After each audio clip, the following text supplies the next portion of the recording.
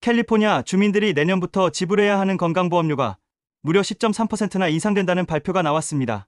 이는 2018년 이후 무려 7년 만에 처음 나타나는 두 자릿수 인상률로 수백만 캘리포니아 주민들에게 직격탄이 될 전망입니다. 8월 15일 캘리포니아 주정부 건강보험 교환소인 커버드 캘리포니아가 발표한 이번 인상률은 단순한 의료비 상승을 넘어서는 복합적인 위기 상황을 반영하고 있습니다. 커버드 캘리포니아 측은 이번 인상의 원인을 크게 세 가지로 설명했습니다. 의료비 상승, 연방보조금 종료, 그리고 정책 불확실성입니다. 원래 의료비 자체 상승으로 인한 인상률은 연 8% 정도로 예상되었습니다. 그런데 실제로는 10.3%가 되었죠. 그 추가 2%가 바로 연방보조금 만료 때문입니다. 코로나19 팬데믹 당시 도입된 이 연방보조금의 규모는 놀라울 정도입니다. 미국 전역 오바마케어 가입자의 90% 이상이 이 혜택을 받고 있었고 캘리포니아 주만 해도 연간 약 21억 달러라는 천문학적 규모였습니다. 문제는 트럼프 대통령이 주도한 One Big Beautiful Bill Act에서 이 연방 보조금 연장이 완전히 빠져버렸다는 점입니다. 이는 단순한 정책 변화가 아니라 수백만 미국인들의 의료 접근성을 근본적으로 흔드는 지각 변동이라고 할 수 있습니다. 보험 가입 상담 전문가들은 이 상황을 이렇게 경고했습니다. 보험료가 오르고 지원이 줄어들면 결국 소비자 실질 부담이 크게 늘어날 방향으로 갈 수밖에 없다고 말이죠. 더욱 우려스러운 것은 커버드 캘리포니아의 자체 추산에 따르면 연방 보조금 상실로 인해 최대 60만 명이 보험을 잃을 수 있다는 점입니다. 이는 전체 보험 시스템의 치명적인 악순환을 불러올 수 있습니다. 일반적으로 보험을 먼저 포기하는 사람들은 젊고 건강한 층입니다. 이들이 빠져나가면 보험풀에는 상대적으로 나이가 많고 의료비 지출이 높은 사람들만 남게 됩니다. 그러면 보험사 입장에서는 지출은 늘어나는데 수입은 줄어들게 되죠.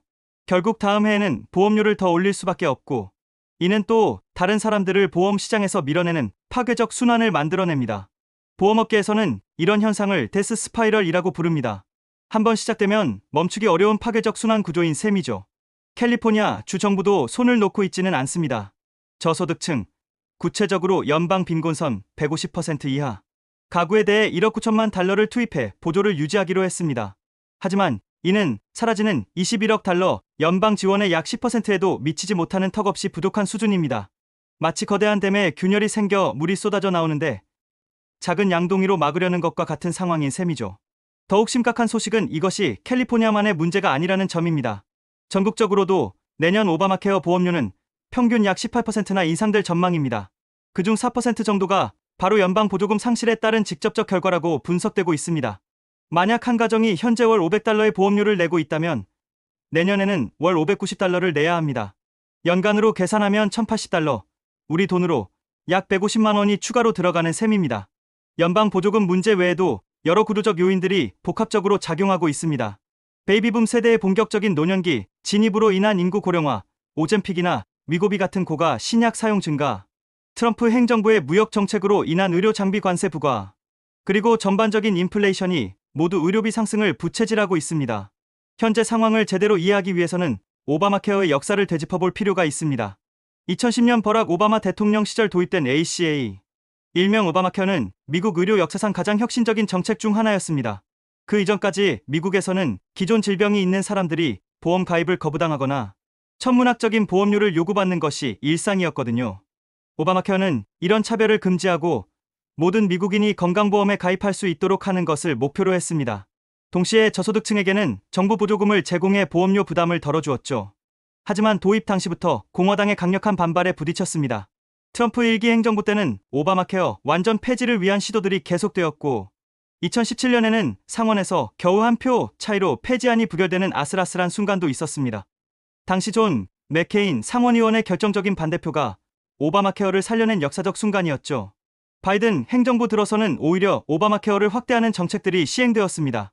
특히 코로나19 팬데믹 기간 동안에는 긴급 보조금까지 추가되어 많은 사람들이 혜택을 받을 수 있었습니다.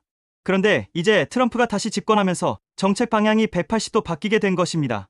이번 보험료 인상은 캘리포니아 한인 커뮤니티에게 특별히 큰 타격을 줄 것으로 예상됩니다.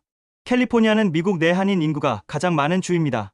특히 LA 카운티와 오렌지 카운티 지역에는 수십만 명의 한인들이 거주하고 있죠. 이들 중 상당수가 소규모 자영업에 종사하거나 중소기업에서 일하고 있어 회사에서 제공하는 단체 보험 혜택을 받지 못하는 경우가 많습니다. 따라서 개인적으로 커버드 캘리포니아를 통해 보험에 가입한 한인들이 많은 상황입니다. 이번 10% 인상은 이들에게 직접적인 타격이 될 수밖에 없습니다. 특히 시니어층의 경우 상황이 더욱 심각합니다. 65세 이상이면 메디케어에 가입할 수 있지만 50대 후반이나 60대 초반의 한인들은 여전히 개인 보험에 의존해야 합니다. 이 연령대는 의료비 지출이 늘어나는 시기임에도 불구하고 보험료까지 오르는 이중고를 겪게 되는 것이죠. 언어 장벽도 또 다른 문제입니다. 복잡한 보험 제도를 이해하고 적절한 플랜을 선택하는 것 자체가 어려운 상황에서 보험료 인상까지 겹치면 많은 한인들이 적절하지 못한 선택을 할 위험이 있습니다. 흥미롭게도 미국의 다른 주들은 어떤 상황일까요? 텍사스나 플로리다 같은 공화당 주지사가 있는 주들은 애초에 오바마케어 확대에 소극적이었습니다. 특히 메디케이드 확대를 거부한 주들이 많아 저소득층의 의료 접근성이 상대적으로 떨어졌죠. 반면 캘리포니아, 뉴욕, 워싱턴 주 등 민주당 성향이 강한 주들은 오바마케어를 적극적으로 확대해왔습니다. 주정부 차원에서 추가 보조금을 제공하거나 더 많은 사람들이 혜택을 받을 수 있도록 제도를 개선해왔죠. 그런데 역설적으로 이런 주들이 지금 더 큰 타격을 받고 있습니다. 연방 보조금에 대한 의존도가 높았기 때문에 이것이 사라지면서 그 충격이 더 크게 나타나고 있는 것입니다. 캘리포니아의 경우 주 자체적으로 추가 지원을 하고 있지만 연방 정부만큼의 재정력을 갖추기는 어려운 상황입니다. 주 예산도 한정되어 있고 다른 분야에도 지출해야 할 곳이 많기 때문이죠. 보험회사들의 입장에서 보면 이번 상황은 매우 복잡한 딜레마입니다. 한편으로는 의료비 상승과 연방 보조금 감소로 인해 보험료를 올릴 수밖에 없는 상황입니다. 하지만 너무 많이 올리면 고객들이 떠나가면서 시장 자체가 불안정해질 위험이 있죠. 실제로 많은 보험사들이 연방의회가 9월에 보조금 연장을 결정할 가능성이 낮다는 것을 전제로 보험료를 책정하고 있습니다. 이는 보수적인 접근이라고 할 수 있지만 결과적으로 소비자들에게는 더 큰 부담으로 이어지고 있습니다. 일부 보험사들은 저가 플랜의 비중을 늘리거나 보장 범위를 축소한 상품들을 내놓고 있습니다. 하지만 이런 플랜들은 실제 의료비가 발생했을 때 환자 본인 부담이 크게 늘어날 수 있어 근본적인 해결책이 되지 못합니다. 그렇다면 이런 상황에서 개인들은 어떻게 대비해야 할까요? 첫 번째는 보험 플랜을 꼼꼼히 비교 검토하는 것입니다.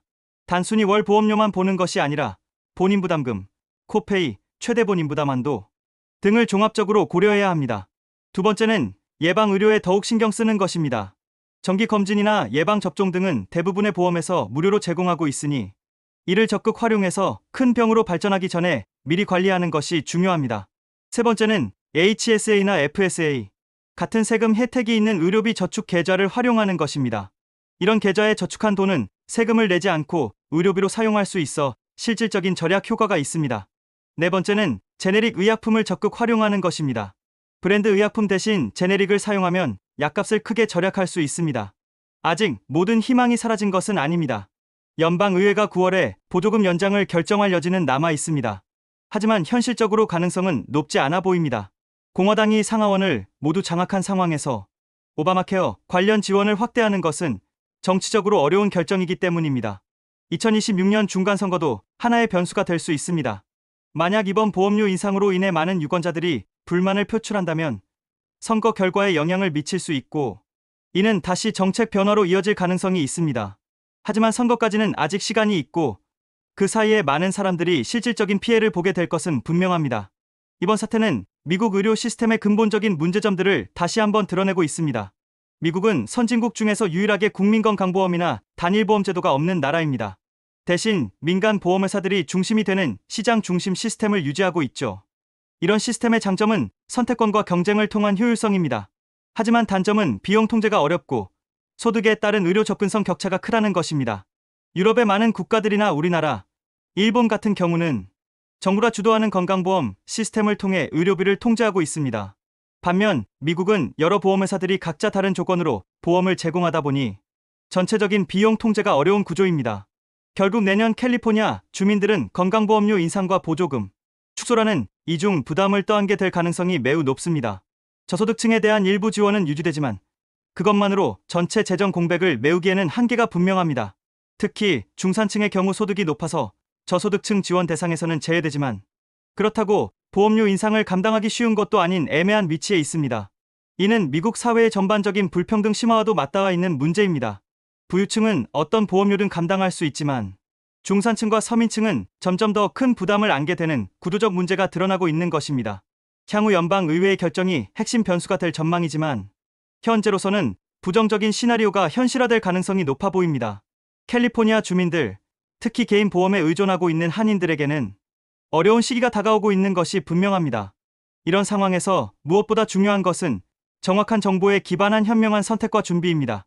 보험료가 오르더라도 건강은 지켜야 하니까요. 실시간으로 제보와 사연을 받고 있습니다. 여러분의 생각과 의견을 자유롭게 댓글로 남겨주세요. 구독과 좋아요는 채널 운영에 큰 힘이 됩니다.